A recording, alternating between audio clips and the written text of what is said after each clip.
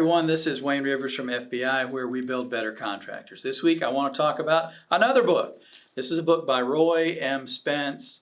It's not what you sell, it's what you stand for. Forget about the selling part. I thought it was a book about sales, business development. It's not. It's the bottom part of the title is what counts. It's what you stand for. He says that every extraordinary business is driven by purpose, which I think is true. Now for us, mission and purpose are synonymous. If you have one of those horrible, long, gobbledygook mission statements, I guarantee you it's not a reflection of your purpose. So work on it. If you send it to me, by gosh, I'll help you. Mission statements are awful in most cases. But now, what about this is important to you before I go off on mission statements? What about this is important to you? Well, we wake up, we go to work. You know, it's considered full-time work if you work 2,000 hours a year. For contractors, that must be 2,500, 3,000 more. Contractors work exceedingly hard. But I think this passage written by Studs Terkel, New York City writer, sums it up when we talk about work and career. Working is about a search too for daily meaning as well as daily bread, for recognition as well as for cash, for astonishment rather than torpor. In short, for a sort of life rather than a Monday through Friday sort of dying. Life instead of dying. That's what people are looking for at work. And the only way that you can appeal to those higher, more noble senses is to give people a mission, a compelling mission that they can attach to. Their personal mission aligns with your company mission. And then you put together people, more and more people that share the mission. And before long, you launch into the stratosphere. Mission statements, I would say 95% of the mission statements that we've seen over the years are just awful. And I'm kind of mean about it sometimes when I go in to meet contractors. I'll say, hey, what's your mission statement? And because it's out in the lobby in a framed 8.5 by 11, it's out in the lobby, and it's a bunch of meaningless gobbledygook, and they can never, ever, ever recite it. And I know that's mean, but if you can't recite your own mission statement, by gosh, why even have one? If you can't recite it, surely the new person who just signed up for work 30 days ago can't recite it. Your mission should be so simple that a kid could recite it at the drop of a hat if asked to do so. So we had a mission statement. It was one sentence. I thought it was pretty clear, but we had a consultant at boot camp one time, and he knew the mission statements of 2 or 3 or 4 of his members, but he didn't know FBI's mission statement. And that told me right there that was a fault. That was my fault. That wasn't his, well, it was his fault, but it was my fault mostly. Because our mission statement, even though it was one line and reasonably simple, it needed to be more concise. It needed to be more brief. It needed to be more impactful. So we shrunk it down and shrunk it down and shrunk it down. We build better contractors. Ask any FBI person anytime, day or night. I mean, let's be reasonable.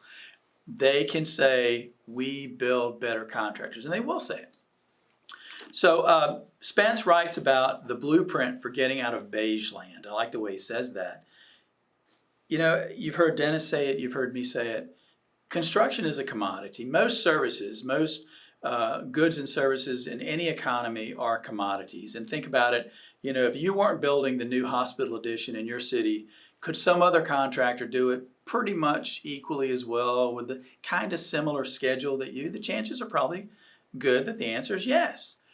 So Spence says 4 things to getting out of beigeland, to transforming yourself to be something other than a commodity. The first thing is build an organization that truly makes a difference in the marketplace.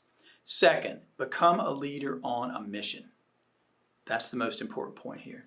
The third thing, bring your mission to life so your constituents know it. Who are your constituents? First, your employees, but also your customers, your trade partners, your bank, your bonding, all the people with whom you work, they're your constituents.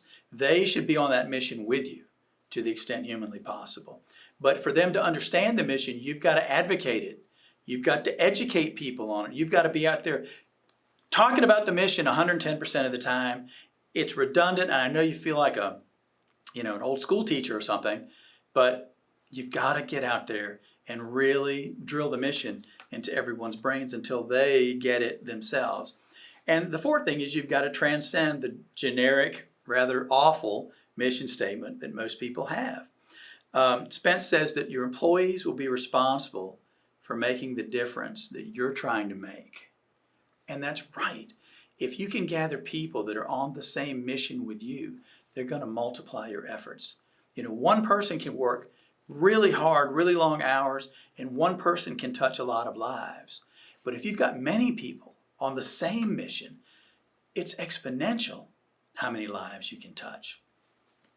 Now, Spence writes, and I agree, a mission cannot be fulfilled without a great strategy in place to pull it off. Which comes first? Okay, here's our 2023 business plan. It's got our milestones, our objectives on one side. It's got our mission, vision, and values on the other. Your plan might be 50 pages. It might be 10 pages. It might be 192 pages. I don't know what it is. But everybody has to have a written plan, in my mind, so that everybody can make sure every day when you look at that card that you're on the same mission. Which comes first? The mission or the plan? I think it doesn't matter. I think that FBI probably had it backwards in a sense that we always had plans. We always have had written business plans. We've always had a mission. It wasn't as concise as it is now. We've always had objectives. We kind of backed into the mission, vision, and values, the culture that we wanted to build. When I started in my career 30-some years ago, nobody talked about culture. Nobody even talked about business plans. But culture clearly is a huge driver. Which is more important, the culture or the plan? I'm going to say the culture is the most important, the mission is the most important, but the plan supports all of that. They go hand in hand. They work hand in glove with each other. Make it your job to have a compelling mission and rally your people to your mission, and they'll expand your efforts exponentially. Have a thanks to John Woodcock, who turned me on to this book. It's a great one. I recommend it. Oh, fun fact. I want to end on a high note here. Sam Walton, the founder of Walmart, was in, guess what? A peer group. I never knew that before I read this book. In the early 1970s, there was a group of 8 small regional discount chains that got together to try to compete better against Kmart. At the end of one of those meetings in 1971, one of the CEOs thought it'd be interesting to hear what each thought his company's sales would be in 10 years.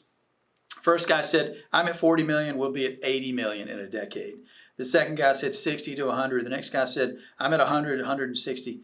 Sam Walton said Walmart stores at that time were $44 million. In 10 years, they would be at $2 billion. And everybody in his peer group laughed at him. And the rest is history, isn't it, as they say. Okay, what do you stand for? What does your company stand for? How can you rally your troops to get on board with you with a compelling, clear vision and mission? This is Wayne Rivers at FBI, where we build better contractors.